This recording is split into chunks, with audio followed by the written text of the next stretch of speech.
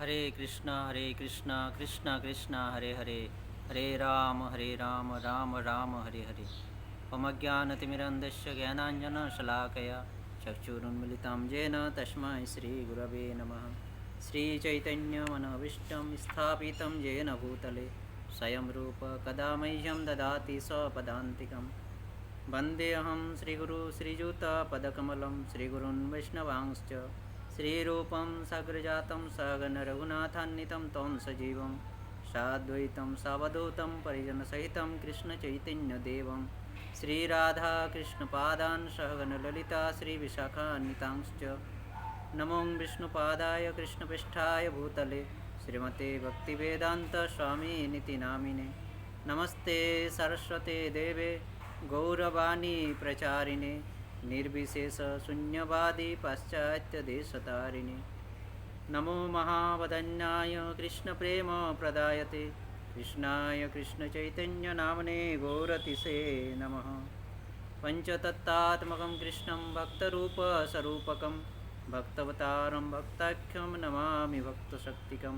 हे कृष्ण करुणा सिन्धु दीनबन्धु जगत्पते गोपेश गोपिकान्त राधाकान्त नमस्तुते। तप्त कांचन गौरांगी राधे वृंदावनेश्वरी वृषभानुसुते देवी प्रणमामि हरिप्रिये। वृंदावै तुलसीदेव्यै प्रियायै केशवस्य च विष्णुभक्तिप्रदे देवी सत्यवत्यै नमो नमः। वैराग्ययुगभक्तिरसं प्रयत्नै पाययन् मामन् भीप्सुमन्धं कृपाम्बुधिर्ज परदुःखदुःखी सनातनं तं प्रभुम् आश्रयामि। श्रीरूप श्री सनातन भट्ट रघुनाथ श्रीजीव गोपाल भट्ट दास रघुनाथ जय गोसाई करी चरण बंदन जा होते विघ्ननाश अभीष्ट पुराण वंशा कल्पतरुभ्य च कृपा सिन्धुभैव च पतितानां पावनेभ्यो वैष्णवेभ्यो नमो नमः। जय श्री कृष्ण चैतन्य प्रभु नित्यानंद श्री अद्वैत गदाधर श्रीवासादि गौर भक्तवृंद। हरे कृष्णा कृष्ण कृष्ण हरे हरे, हरे राम राम राम हरे हरे। नमो विष्णुपादाय कृष्णपृष्ठाय भूतले श्रीमते गोपाल कृष्ण गोस्वामी नीति नामिने प्रभुपादस्य साहित्यं च प्रकाश्य च वितर्ज्य च प्रचारं कृतवान् साधु भगवत्पादाय ते नमः। हरे कृष्णा। तो हम लोग सनातन गोस्वामी पाद के बारे में श्रवण कर रहे हैं। सनातन गोस्वामी पाद को अभी चैतन्य महाप्रभु नीलाचल में रखते हैं और चैतन्य महाप्रभु कहे कि इस साल आप नीलाचल में रह जाइए, अगले साल मैं खुद ही आपको अगले साल वृंदावन भेजूंगा। उस समय आपको कहने का ज़रूरत नहीं है। इसलिए महाप्रभु आज्ञानुसार नीलाचल में रुकते हैं, रथ यात्रा दर्शन करते हैं। सनातन गोस्वामी पाद रथ यात्रा के बाद महाप्रभु के आज्ञानुसार वहाँ रुक जाते हैं नीलाचल में। और फिर महाप्रभु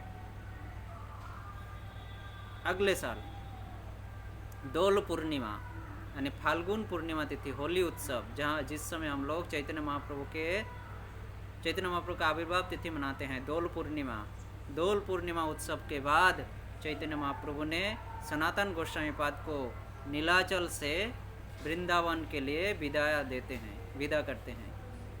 तो नीलाचल से वृंदावन के लिए विदा हुए थे सनातन गोस्वामी कब? वर्षों के अंत में वर्षांतर में महाप्रभु कहे थे अगले साल मैं आपको खुद ही वृंदावन भेजूंगा। उस समय आपको कहने का ज़रूरत नहीं पड़ेगा, मैं अपनी इच्छा से आपको वृंदावन भेजूंगा। तो अगले साल यहाँ गौड़ीय वैष्णव के अनुसार हमारा नया साल कौन सी है? दोल पूर्णिमा के बाद फाल्गुनी पूर्णिमा तिथि चैतन्य महाप्रभु का जन्म दिवस मनाने के बाद से हम लोगों का दूसरे दिन से जगन्नाथ मिश्र का जो फेस्टिवल है उस दिन से हम लोगों का नया साल शुरू होता है। इस प्रकार देखते हैं कि चैतन्य महाप्रभु भी उसको नए साल मानते थे। जनवरी फरवरी को नए साल नहीं मानते थे चैतन्य महाप्रभु भी। तो गौड़ीय वैष्णव का नया साल वही है, चैतन्य महाप्रभु भी वही वर्षों के अंत में डोल यात्रा के बाद सनातन गोस्वामी पाद को वृंदावन के लिए अनुमति प्रदान करते हैं और कुछ शिक्षाएं प्रदान करते हैं किस प्रकार से वृंदावन में जाकर वो सेवा करेंगे, लुप्त तीर्थ स्थानों का उद्धार और उसकी स्थापना, ग्रंथों की रचना और उनकी प्रचार, वृंदावन में नए भक्त जो लोग आएंगे उन लोगों को किस प्रकार से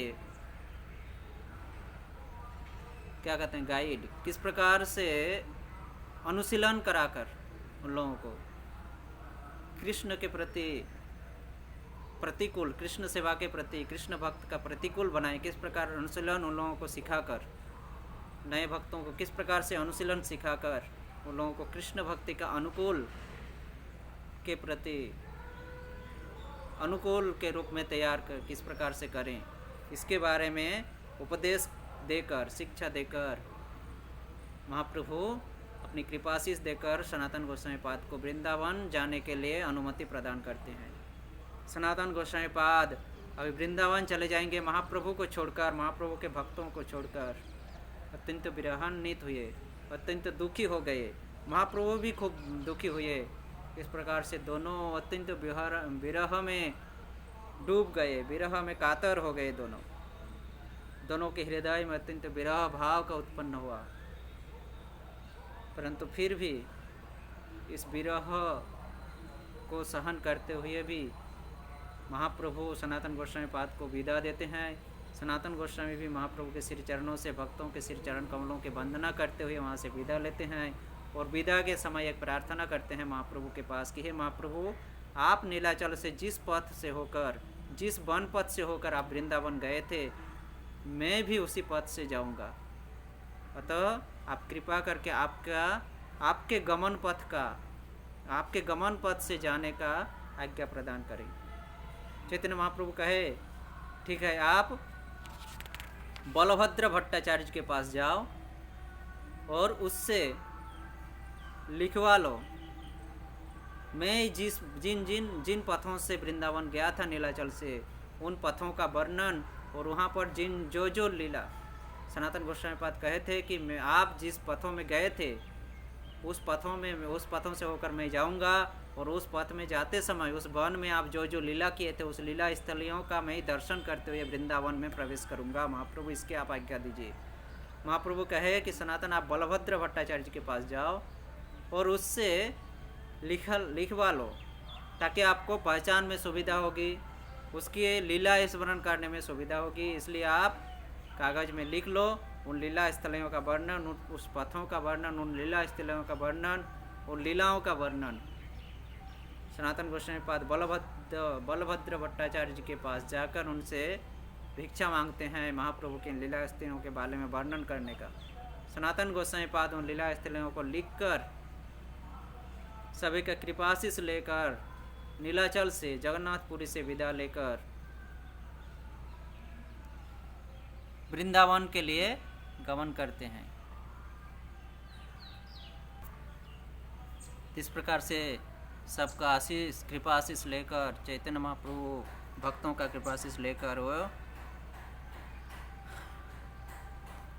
वृंदावन के लिए प्रस्थान होते हैं सनातन गोस्वामी पाद।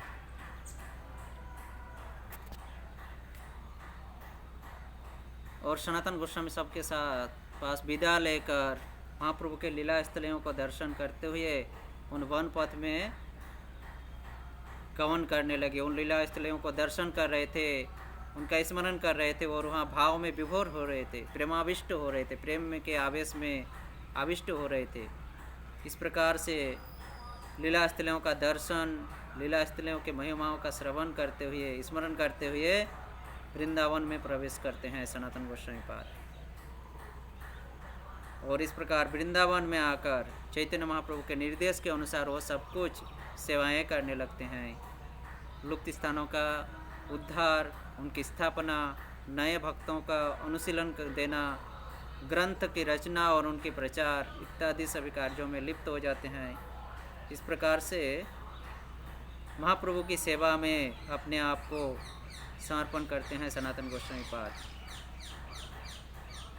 इसके बाद 1533 ख्रीष्टाब्द 1833 ख्रीष्टाब्द में सनातन गोस्वामी पाद माघ महीना के शुक्ल पक्ष की द्वितीया तिथि के दिन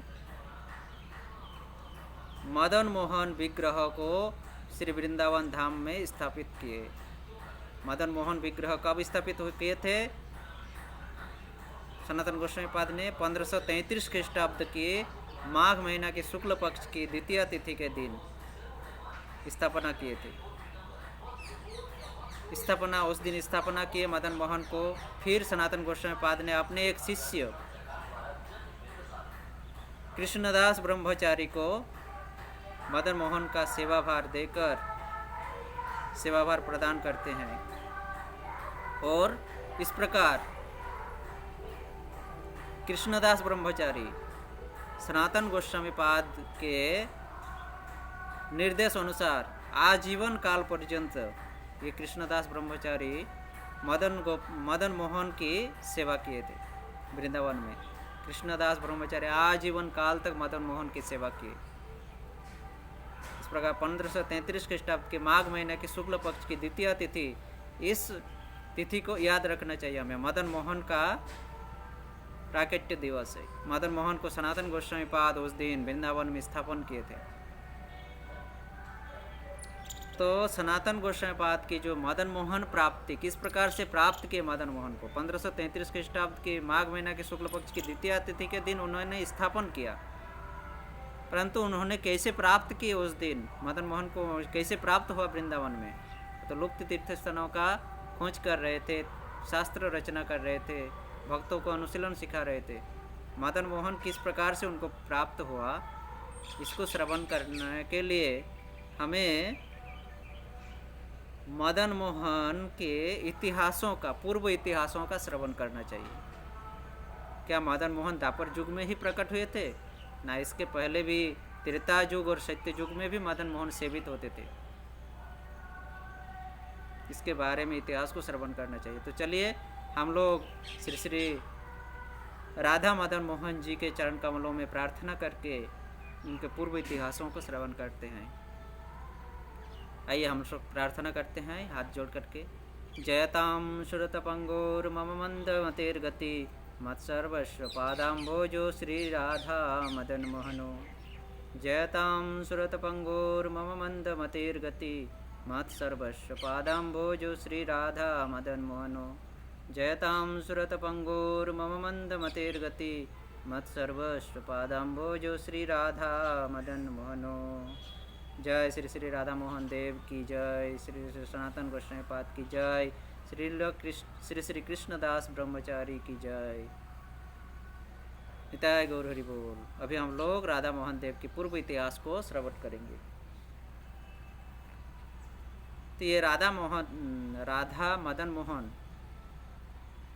जो कि हम लोग अभी करौली में दर्शन करते हैं, यह मदन मोहन जो राजस्थान के करौली में अभी विराजमान है, वहाँ जो सबको दर्शन दे रहे हैं, भक्तों को दर्शन दे रहे हैं, तो यह मदन मोहन विभिन्न समय में विभिन्न अवस्था में विभिन्न प्रकार से प्रकाशित हुए थे। यह सर्वप्रथम सत्य युग में इस मदन मोहन की सेवा करते थे अम्बरीश महाराज। वह अम्बरीश महाराज जिसके प्रति अपराध करने के कारण दुर्वासा मुनि को 1 साल तक ब्रह्मांड में भ्रमण करना पड़ा था। सुदर्शन चक्र की रोष से, सुदर्शन चक्र की क्रोध से, भय से भीत होकर दुर्वासा मुनि को 1 साल तक भ्रमण करना पड़ा था पूरे विश्व ब्रह्मांड में। 1 साल भ्रमण करने के बाद भगवान कृष्ण की आज्ञा के अनुसार उन्होंने जब महाराज अम्बरीश के चरणों में क्षमा प्रार्थना किए तो तब सुदर्शन शांत होते हैं, उनको क्षमा करते हैं। तो वही अम्बरीश महाराज सर्वप्रथम सत्य युग में इस मदन मोहन की सेवा करते थे। अम्बरीश महाराज मदन मोहन को देवराज इंद्र को प्रदान किए थे और इस प्रकार से अम्बरीश महाराज देवराज इंद्र को प्रदान किए। देवराज इंद्र के पास मदन मोहन थे, देवराज इंद्र के द्वारा सेवित होते थे मदन मोहन। उसके बाद त्रेता युग में स्वर्ग राज को जय करके रावण, राक्षस राज रावण स्वर्ग को जय करके देवताओं को परास्त करके देवराज इंद्र से उस मदन मोहन को छीनकर अपने राज्य लंका में लेकर आते हैं। और फिर भगवान श्री रामचंद्र अवतरित होकर लंका को विजय करके रावण को परास्त करके उस मदन मोहन को अपने अयोध्या में लेकर आते हैं रामचंद्र। अम्बरीश महाराज नारद मुनि को प्रदान किए, अम्बरीश महाराज देवर्षि स्वर्ग के राजा इंद्र को प्रदान किए, इंद्र के द्वारा सेवित होते थे। और शायद हमने पीछे कुछ गलत कहा, देवराज इंद्र के जगह नारद कहा दिया होगा शायद, अगर हो ऐसा कहा हो तो क्षमा करना, मुझे मिस्टेक हुआ है। तो अम्बरीश महाराज पहले देवराज इंद्र को प्रदान किए। देवराज इंद्र जब परास्त हो गए रावण से तो रावण उनको लंका में लेकर आए। रामचंद्र रावण को पराजित करके लंका विजय करके उस मदन मोहन को अपने अयोध्या में लेकर आए। और फिर राम के छोटे भाई शत्रुघ्न लंका में लवणासुर को वध करते हैं। लवणासुर के साथ शत्रुघ्न का युद्ध हुआ था। लवणासुर को परास्त करके वध करके शत्रुघ्न ने उन मदन मोहन को मथुरा में आकर उनकी प्रतिष्ठा करते हैं। इस प्रकार से शत्रुघ्न के द्वारा मदन मोहन मथुरा में आकर प्रतिष्ठित हुए अपनी लीला स्थली लीला क्षेत्र में। यह है त्रेता युग की बात। सत्य युग में अम्बरीश प्रदान किए इंद्र को, त्रेता युग में इंद्र को परास्त करके रावण लेके गए लंका। उसी त्रेता युग में रामचंद्र ने रावण को परास्त करके अयोध्या लाए। शत्रुघ्न ने मथुरासुर में लवणासुर को वध करके मदन मोहन को अयोध्या से मथुरा लाकर अपनी लीला भूमि लीला क्षेत्र मथुरा में लाकर मथुरा में मदन मोहन को प्रतिष्ठित करते हैं। इस प्रकार से श्री श्री मदन मोहन देव जी अपनी लीला भूमि लीला क्षेत्र मथुरा में आते हैं राम भ्राता शत्रुघ्न की सहायता से। यह रही द्वापर युग त्रेता युग तक की कथा, सत्य और त्रेता की कथा। अब द्वापर युग में कुब्जा मदन मोहन की सेवा करती थी।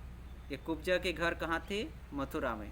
ये मदन मोहन शत्रुघ्न मदन मोहन को मथुरा में रखे, तब से मदन मोहन मथुरा में रहने लगे। द्वापर युग में इसी मदन मोहन की सेवा कुब्जा ने की थी। किस प्रकार की थे इसका वर्णन चैतन्य चंद्रोदय नाटक में वर्णन है।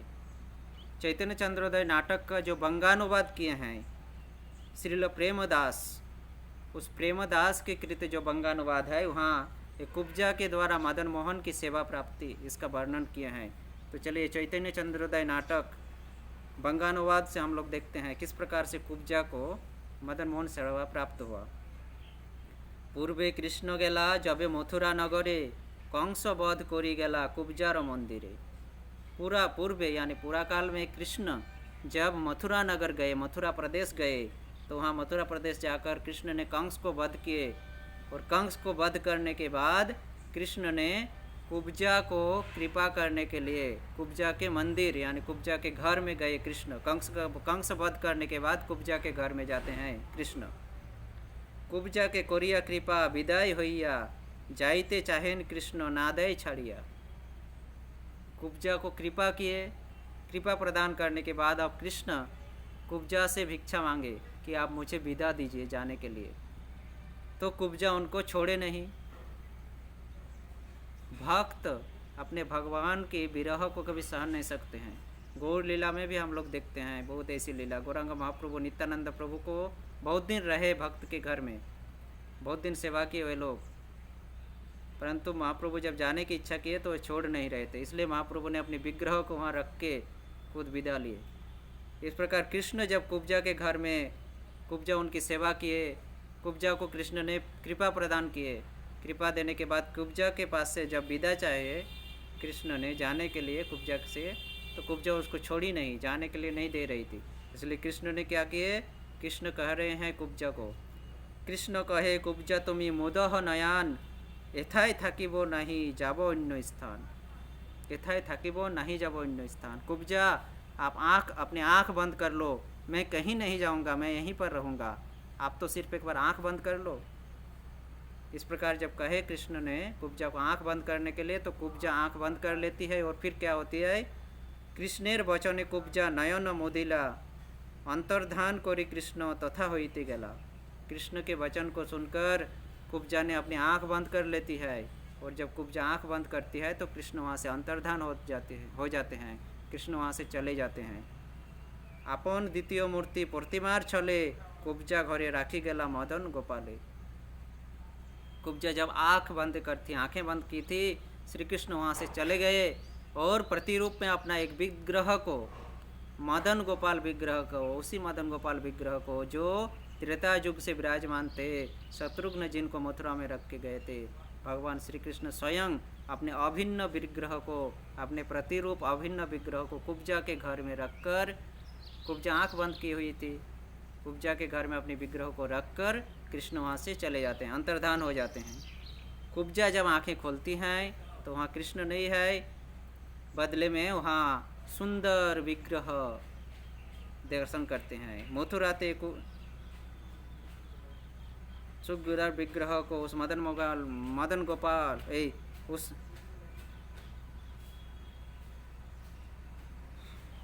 मदन मोहन विग्रह को दर्शन करते हैं। मथुराते कुब्जा যত दिवस आछिला, मदन गोपाल सेवा अपने करिला। मथुरा में कुब्जा जितने दिन तक रहे, वो उस मदन गोपाल, उस विग्रह की सेवा वो उतना दिन तक किए, खुद कुब्जा ने की। कालक्रमे कुब्जा जब अप्रकट होइला, ब्राह्मणे तखन सेवा करिते लागिला। कालक्रम में कुब्जा जब अप्रकट हो गई, तो उस मदन गोपाल, उस विग्रह की सेवा ब्राह्मण, वहाँ के ब्राह्मण लोग करने लगे। कतकाले जवन हईल बलवान, नादय करिते सेवा ना सुने पुराण। फिर कुछ दिनों के बाद, कुछ कालों के बाद, जवनों की बल, जवनों की शक्ति जब बढ़ गई, तो वे लोग वहाँ उस मदन ब्राह्मणों को सताने लगे, अत्याचार करने लगे, मदन गोपाल की सेवा करने नहीं दिए, वो पुराण की बातों को न सुने, मदन गोपाल की सेवा में बाधा विघ्न डालने लगे। सेवक ब्राह्मण सब गैलो पालाइया, मदन गोपाले कुंज भीतरे रखिया। वहाँ के सेवक जो थे मदन गोपाल के, वे लोग वहाँ से जवन के भय से वहाँ से भाग गए।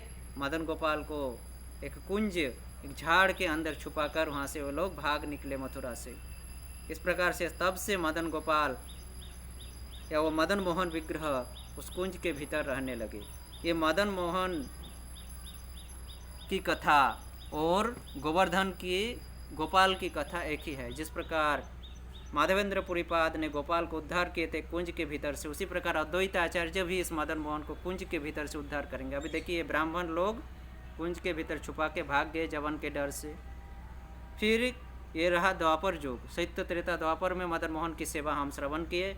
अब इस कली युग में जब अद्वैत आचार्य तीर्थों का भ्रमण कर रहे थे, अद्वैत आचार्य तीर्थ भ्रमण करते हुए जब वृंदावन में पहुँचे, तो जमुना तट में, जो कि अद्वैत वट के नाम से हम लोग जानते हैं, वहाँ जमुना के तट में अद्वैत आचार्य रात्रि में विश्राम कर रहे थे। उसी समय अद्वैत आचार्य को स्वप्न देश देते हैं मदन मोहन आकर।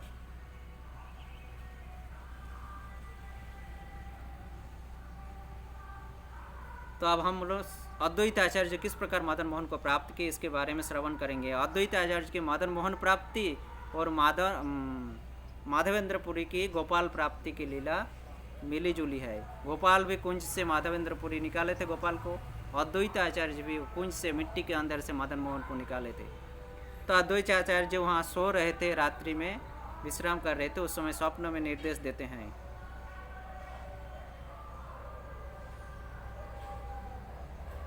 अद्वैत आचार्य को कहते हैं स्वप्न में, शेष रात्रे निद्रा वैसे देखो ये सपन, श्री नंदन आसी दिला दर्शन। अद्वैत आचार्य में शेष रात को स्वप्न देखते हैं कि नंद के पुत्र आकर उनको दर्शन देते हैं स्वप्न में। नवीन निरद कांति भुवन मोहन शिखी पिच्छ मौल्य नट वंशी वदन सबंशी वदन। नवीन निरद कांति, नवीन यानी नया, निरद यानी मेघ, जलद मेघ, नई मेघ, बरसात के समय, जो मानसून के समय, बरसात के समय जब नया मेघ उत्पन्न होता है आकाश में, उसका वर्ण जिस प्रकार है नवीन निरद, उस प्रकार उनका वर्ण था, कांति शरीर का वर्ण था। वह भुवन को मोहित कर रहे थे उसके वर्ण से, ये नवीन निरद वर्ण से। और उनके माथे में सीखी पिच्छ था, मोर का पंख था और चूड़ा था। नट वंशी वदन, और नटवर वेश में थे, और वंशी वादन कर रहे थे। इस प्रकार से दर्शन देते हैं अद्वैताचार्य को। पीताम्बर धारण, पीताम्बर धारी पदे सोनार नुपुर नवनीत कलेबर रसामृतपुर।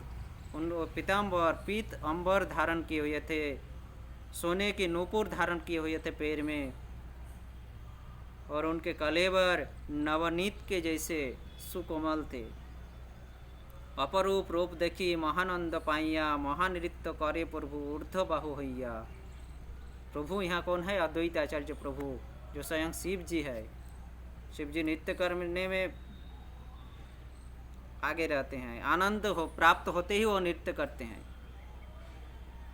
महाविष्णु और शिव जी का मिलित अवतार अद्वैताचार्य यहाँ भगवान श्री कृष्ण को स्वप्न में दर्शन करते हैं। इस अपरूप को देखकर वो अत्यंत आनंदित होते हैं अद्वैताचार्य, और अपने दोनों बाहों को ऊपर उठाते हुए वो नृत्य कर रहे हैं, तांडव नृत्य कर रहे हैं। स्वप्न में चल रहा है ये सब कुछ। स्वयं कृष्णचंद्र कहे तुमी मोर अंग, तुम्हार संग पाइले बाड़े प्रेमेर तरंग।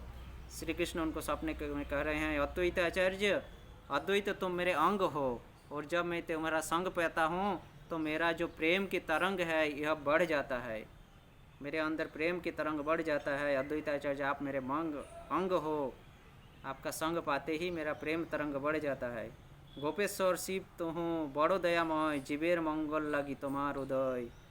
अद्वैताचार्य को भगवान श्री कृष्ण स्वप्न में ही कह रहे हैं कि आप गोपेश्वर शिव हो, अत्यंत दयामय हो, आप जीवों के मंगल के लिए उदय होते हो। शिव शब्द का अर्थ होता है मंगल, और इसका अर्थ हम आज नहीं जानने के कारण शिव की सेवा में हम अत्याचार करते हैं, शिव के प्रति हम अत्याचार करते हैं शिव शब्द का अर्थ न जानने के कारण। शिव शब्द का सूचक, शिव मंगल का सूचक है।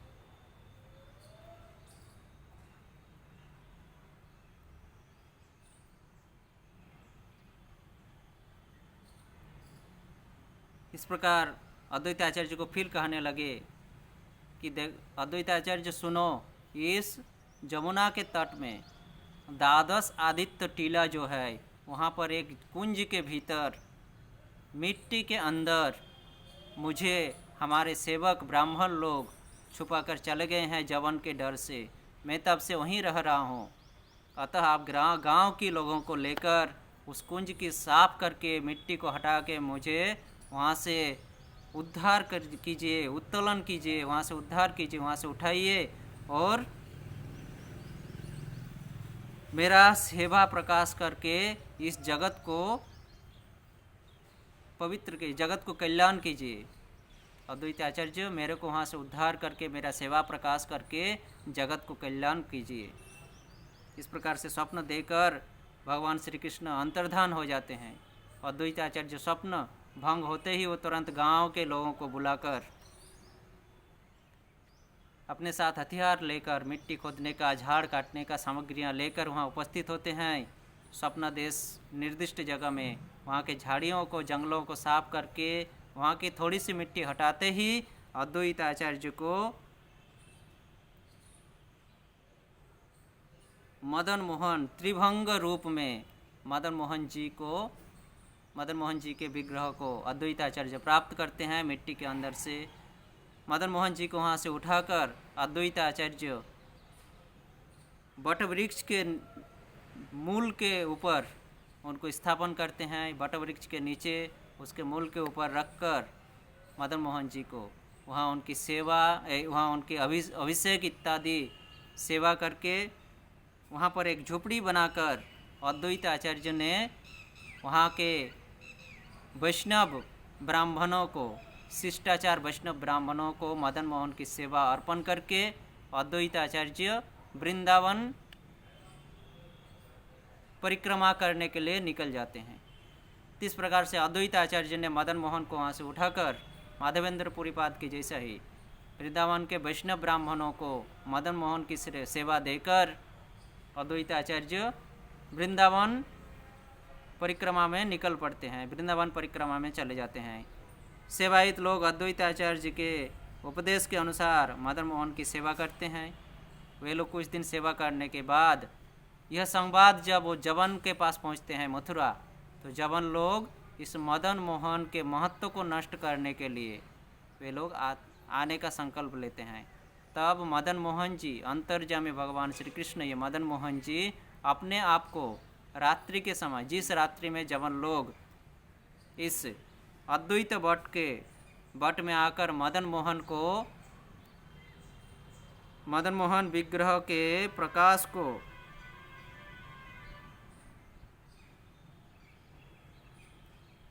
इनके महत्व को नष्ट करने के लिए संकल्प लिए, जिस रात में आने का जवन लोग, उसी रात में मदन मोहन अपने आप को छोटे गोपाल में रूपांतरित करके वहीं पर उसी कुंज में जहाँ पर अद्वैत आचार्य उनके सेवा प्रकाश किए थे, उसी बटवृक्ष के मूल के नीचे, उसी झोपड़ी की में कुछ फूल रखा हुआ था, उस फूल के अंदर छुप जाते हैं। अपने आप को विग्रह बड़ा मदन मोहन अपने आप को छोटे गोपाल के रूप में रूपांतरित करके फूल के अंदर छुप जाते हैं। जवान लोग आकर वहाँ देखते हैं कुछ नहीं है, जवान लोग लौट जाते हैं। पुजारी को यह बात पता नहीं था। मदन भगवान अपने आप की सुरक्षा स्वयं किए। तो पुजारी लोग जब मंदिर खोलते हैं सुबह, तो देखते हैं वहाँ विग्रह मदन मोहन है ही नहीं। वे लोग हाहाकार करने लगते हैं, कहाँ चले गए प्रभु, हम लोगों का क्या अपराध हुआ। इस प्रकार से वो लोग रोने लगे। चारों ओर हाहाकार पड़ गया, हाहाकार मच गया। तो वहाँ के कुछ गोप बालक इस जवन को देखे थे आते हुए।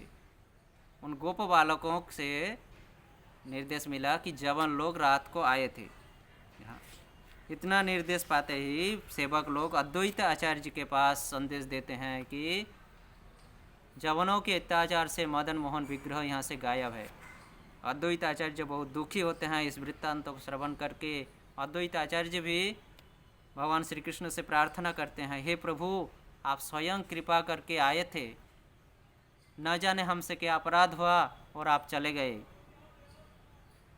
इस प्रकार से दुख में, विरह में अद्वैत आचार्य खाना पीना सब कुछ छोड़ देते हैं, अनशन करते हैं। इस प्रकार से दुख में कातर होकर अनशन करके जब अद्वैत आचार्य रात में विश्राम कर रहे थे, मदन मोहन विग्रह अंतर्धान के दुख से कातर होकर, तब स्वयं मदन मोहन उसी रूप से अद्वैत आचार्य के स्वप्न में आकर मधुर स्वर में कह रहे हैं, अद्वैत आचार्य, अद्वैत उठो, तुम क्यों अनशन कर रहे हो, तुम क्यों दुखी हो रहे हो। मैं जवन के हाथ से बचाने के लिए, अपने आप को बचाने के लिए, मैं गोपाल का रूप धारण करके, बाल गोपाल का रूप धारण करके वहीं पर उसी मंदिर में फूल के अंदर छुपा हुआ हूँ। अतः आप उठो, आप जाकर मुझे उस फूल से उद्धार करो। अद्वैत आचार्य तुरंत वहाँ से मंदिर में आकर उस फूल को हटाते ही बाल गोपाल को वहाँ से उद्धार करते हैं।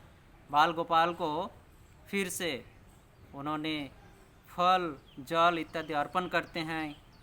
सुबह में भगवान गोपाल जी का सेवा करके जब अद्वैत आचार्य जमुना के तट में जाते हैं, तब अद्वैत आचार्य उनके सेवक, जिनके हाथ में वो मदन मोहन की सेवा अर्पण किए थे, उन सेवक को देखकर कहते हैं कि देखो, ठाकुर जी कभी अपने सेवक को छोड़कर नहीं जाते हैं, भगवान कभी अपने भक्त को छोड़कर नहीं जाते हैं। आप मंदिर में जाइए, मदन मोहन अभी गोपाल का रूप धारण करके जवन के भय से बचने के लिए अपने को गोपाल रूप में विस्तार करके वहाँ पर विराजमान है। आप जाकर उनकी सेवा कीजिए, आप शीघ्र ही मंदिर में जाइए, उनकी सेवा कीजिए। सेवक आकर मंदिर में दौड़ते हुए आकर देखे कि मदन गोपाल के रूप में, अब मदन मोहन गोपाल के रूप में, मदन गोपाल के रूप में वहाँ विराजमान है। इस प्रकार से वहाँ मदन गोपाल के नाम से ख्यात होकर मदन गोपाल के नाम से वहाँ सेवा होने लगी। अद्वैत आचार्य के सेवक लोग सेवा करने लगे। फिर एक दिन वह मदन गोपाल अद्वैत आचार्य को फिर से स्वप्न देते हैं कि यहाँ मुझे बहुत डर लगता है जवनों से। यहाँ तो मैं तुम लोगों का सेवा पा रहा हूँ, परंतु मुझे बहुत डर रहता है इन जवनों से, कभी भी ये लोग आ जाता है तंग करने के लिए। हे अद्वैत, कल प्रातःकाल सुबह सुबह मथुरा से दामोदर चौबे आएंगे और आप मुझे उसके हाथ में सौंप दीजिए। वो मुझे मथुरा लेकर जाएंगे तो मैं इस डर से बचूंगा, जवानों के डर से। महाप्रभु ने कहे, हे मदन गोपाल, आप मेरे प्राण सर्वस्व है, आपको छोड़कर मैं नहीं रह सकता हूँ, आप इस प्रकार से मत जाइए यहाँ से। मदन गोपाल फिर कहे, अद्वैत, मैं आपके साथ हमेशा रहता हूँ, जुग जुग मैं आपके साथ ही रहता हूँ, आपका मैं वशीभूत हूँ। आपके बिना मैं लीला साधन नहीं कर सकता हूँ। मैं जब भी लीला करता हूँ आपके साथ ही लीला करता हूँ, आपको साथ के लेकर लीला करता हूँ। आप मेरे लीला की पुष्टि है, आप मेरी लीला को पुष्टि प्रदान करने वाले हैं। इसलिए हे अद्वैत, मैं कहता हूँ आप मुझे स्वेच्छापूर्वक दामोदर चौबे के हाथ में प्रदान करके दामोदर चौबे की इच्छा को, अभिलाषा को पूर्ण कीजिए।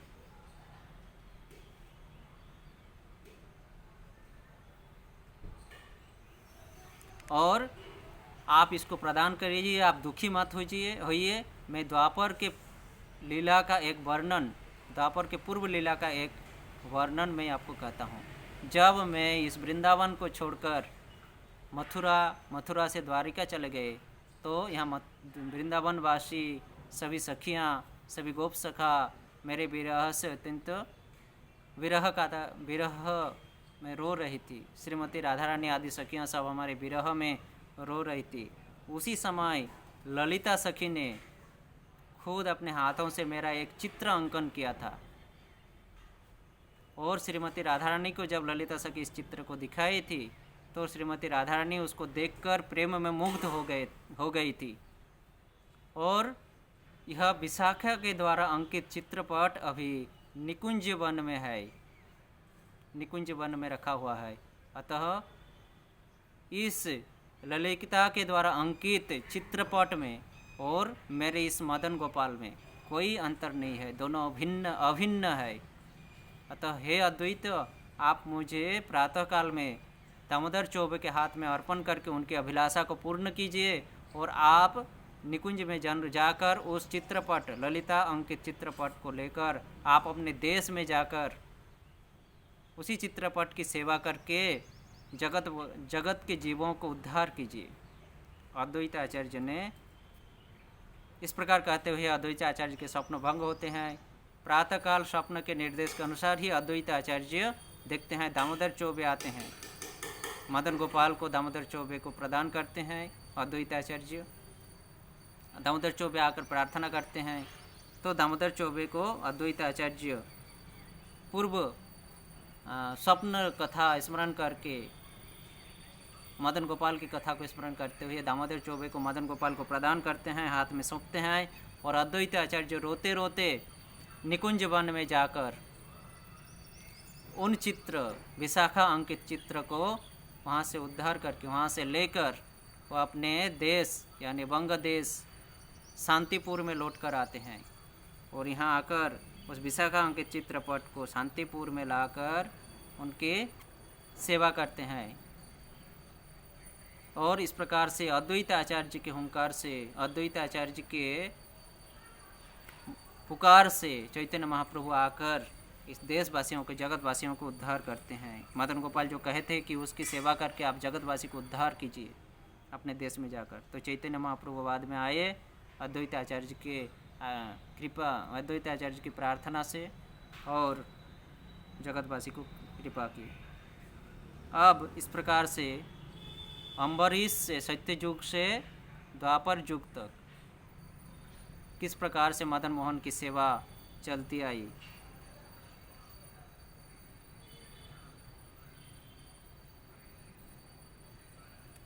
इसका वर्णन हम लोग श्रवण किए।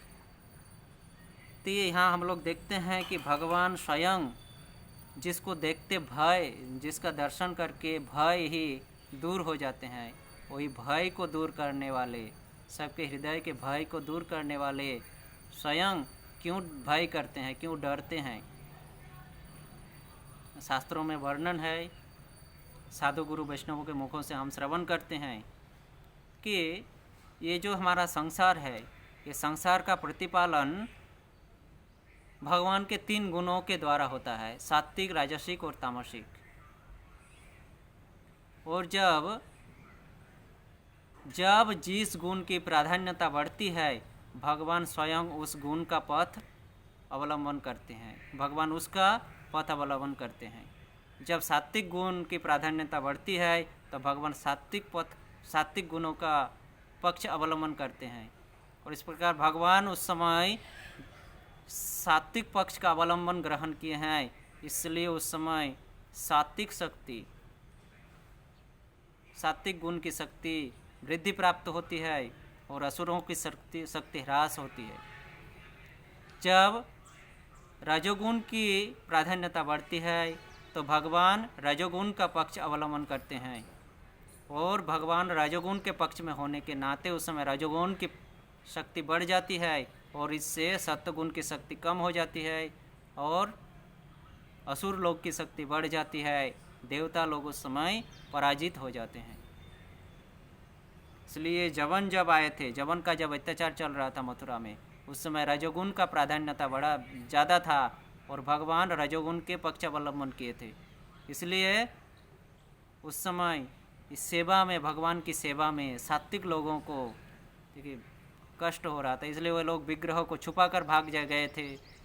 विग्रह कभी कभी वहाँ से चले गए थे, कभी कभी विग्रह खुद ही अप्रकट हो गए वहाँ से, कभी कभी विग्रह निर्देश दिए उनके सेवकों कि हमको यहाँ से लेकर चलो, मंदिर को तोड़ने वाले हैं जवन लोग, इस प्रकार से निर्देश देते हैं। तो यहाँ इसमें रजोगुण की प्राधान्यता बढ़ी रहती है, वृद्धि होती है, और जब तमोगुण की प्राधान्यता बढ़ती है, भगवान उस तमोगुण की पक्ष अवलंबन करते हैं, और तमोगुण के पक्ष में भगवान रहने के कारण, उसकी शक्ति बढ़ने के कारण तमोगुण के प्रभाव से पृथ्वी का ध्वंस हो जाता है, विनाश प्राप्त होता है पृथ्वी।